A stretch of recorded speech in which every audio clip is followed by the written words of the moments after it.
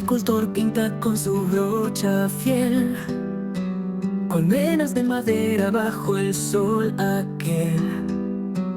Aceite de linaza es su elección, protege sus hogares con dedicación.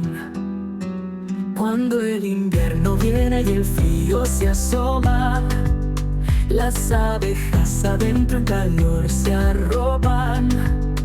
Cada colmena brilla con suave resplandor, preparadas están para el tiempo mayor. El tiempo se detiene, el viento cambia dirección y el apicultor sonríe con su gran pasión.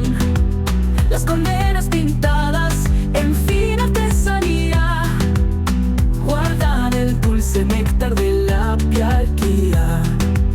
Las montañas observan con respeto aquel, la calma del hombre que su obra hace bien.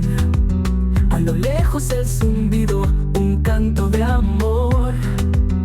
La naturaleza canta en unísono clamor.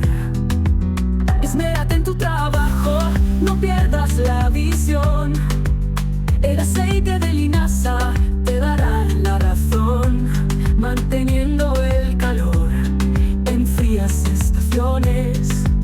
Continuará el ciclo en tus preparaciones. El tiempo se detiene, el viento cambia dirección y el apicultor sonríe con su gran pasión. Las colmenas pintadas en fina artesanía guardan el dulce néctar de la apiarquía.